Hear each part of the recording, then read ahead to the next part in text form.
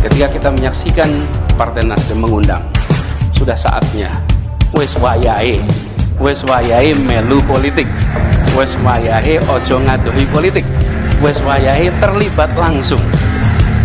Kalau orang Jawa bilang begitu, wes wayahe. Ada yang menyatakan pada saya, apa hubungan Bung Surya ini sudah retak dengan Presiden Jokowi? Apa memang Nasdem itu sudah bukan lagi koalisinya partai pemerintah? Ini pertanyaan-pertanyaan. Dari Nasdem saya katakan pada saudara semuanya, sampai hari ini saya katakan, kita tetap menunjukkan upaya kita memberikan dukungan yang sepenuhnya untuk keberhasilan jalannya roda administrasi pemerintahan kepemimpinan Presiden Jokowi sampai akhir masa jabatan beliau.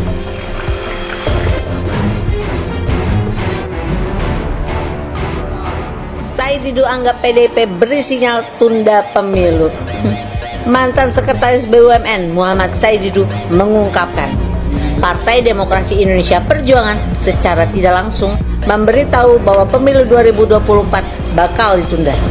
Sebelumnya, Sekjen PDIP Perjuangan Hasto Kristanto mengatakan bahwa partainya akan mengumumkan calon presiden 2024 usai persoalan ekonomi dapat ditangani. Terkait hal ini, Said Didu menyebut PDIP memberikan sinyal bahwa pemilu 2024 akan ditunda. Terdapat 3 indikator yang menguatkan prediksinya. Menurut Said Didu, indikator pertama, Presiden mengatakan untuk calon presiden ojo kesusu. Yang kedua, kompak mengatakan bahwa ekonomi akan krisis dan gelap di tahun 2023 sampai 2024. Yang ketiga, tinggal menunggu seluruh usulan dari pejabat, gubernur, bupati, atau wali kota untuk menunda pemilu, pungkas Said Didu. Pernyataan Hasto bahwa PDIP akan mengumumkan capres setelah urusan ekonomi selesai tentu mengundang banyak pertanyaan. Pasalnya, baik Jokowi dan juga Sri Mulyani mengatakan 2023 ekonomi akan gelap. Berarti PDIP tidak akan mengumumkan sampai tahun 2023 siapa capres yang akan diusung. Aneh juga ya, sedangkan pelaksanaan pemilu serentak 2024, jika 2023 ekonomi masih gelap, tentu tidak cukup 1 tahun untuk memulihkannya. By the way, serius PDIP mau menunda pemilu? Kalau alasannya karena ekonomi, kayaknya nggak masuk akal banget gitu ya. Katanya ekonomi meroket di zamannya Pak Jokowi, katanya ada duit 11.000 triliun. Ya kali duitnya banyak, tapi nggak bisa dan nggak mampu nyelenggarain pemilu. Capek deh. Saya apresiasi sekali dukungan dari relawan Indonesianis. Kita siap untuk berjuang bersama-sama. Saya memandang ini sebagai sebuah amanah, sebuah kepercayaan yang kita jaga bersama.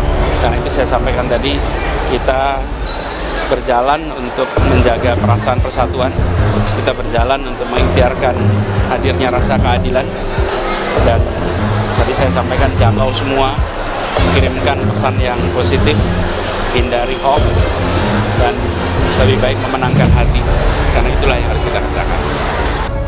Saya melihat sejak Nasdem mendeklarasikan Anies, memang hubungan antara Jokowi dengan Nasdem bukan hanya soal tidak mesra lagi, memang ini terancam retak gitu ya. Karena memang sudah tidak harmonis. Bagi Nasdem, sekalipun misalnya saat ini dianggap anak tiri dalam koalisi, ya, tapi kan kita tidak pernah tahu bagaimana sikap politik Presiden dan Istana. Bahkan sampai saat ini Istana belum pernah memberikan statement apapun terkait ketidakhadiran Jokowi dalam ulang tahunnya Nasdem. Ini kan menjadi pertanyaan betul.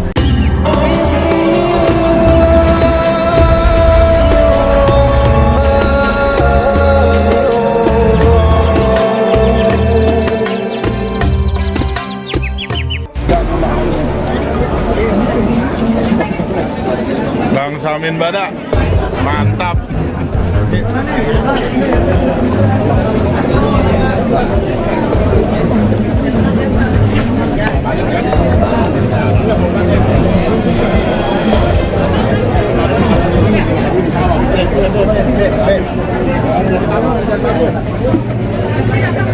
Minum Pak Anies, minum itu. Bang Samin, kalau yang lain bisa begini kan nih? Nggak bisa ya. Cuman abang gue doang nih yang bisa nih ya. Gebrak itu enak makan bareng rakyat. Ini, Ya. itu makanya merakyat ini benar-benar. Ya. Ibu bapak saja tahu Anies hebat, apalagi saya lebih tahu daripada ibu bapak. Tidak ada kandidat yang disandingkan sehebat Anies. Kumpulkan 10 kandidat presiden ke depan, semua dibandingkan, disejajarkan. Anies lebih qualified, Anies lebih jujur, Anies lebih paham baik dalam kompetensi kemampuan beliau sebagai akademisi, pemahaman beliau tentang antropologi linguistik, budaya dan bahasa, kejujuran beliau, bastotan fi ilmi wal jismi al-qawiyul amin.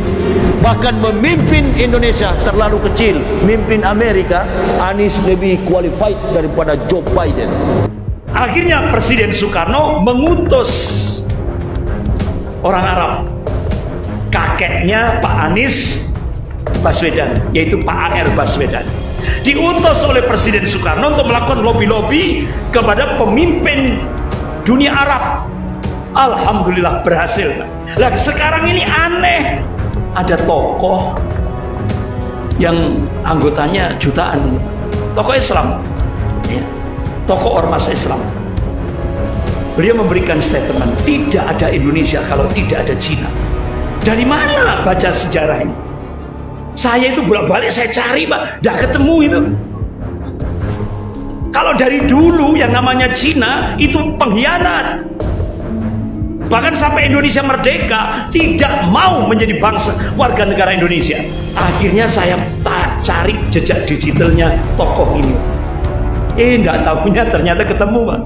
Ternyata beliau dapat min amplopi bin pulus. Makanya satu-satunya kota yang melarang Cina punya memiliki tanah itu cuma satu, Jogja, Sultan Hamengkubuwono.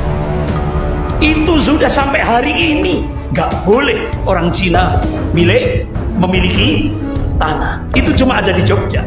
Kalau 3 periode, nggak pernah puas, Pak. Setelah itu berapa? 4 periode.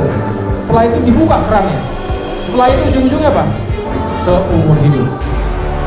Dengan alasan kita kan masih hebat, masih kuat, masih diperlukan. Nah kalau seperti itu, Pak, rasa-rasanya darah, keringat, air matanya para reformis, para pejuang-pejuang reformasi itu seperti tidak ada harganya. Karena kita kembali kepada masa-masa kelam sebelum terjadinya reformasi. Dan ini akan menjadi presiden buruk di dunia internasional. Saat ini kita justru harus menjadi contoh. Kalau enggak nanti ini akan terjadi berulang-ulang, semudah itu kekuasaan mengubah jalannya sejarah. Bukannya kita takut berkompetisi, enggak. Itu kan kompetisi juga. Tapi ya jangan gitu-gitu banget lah. Kalau ingin berkuasa ya maksud saya harus ingat sejarah.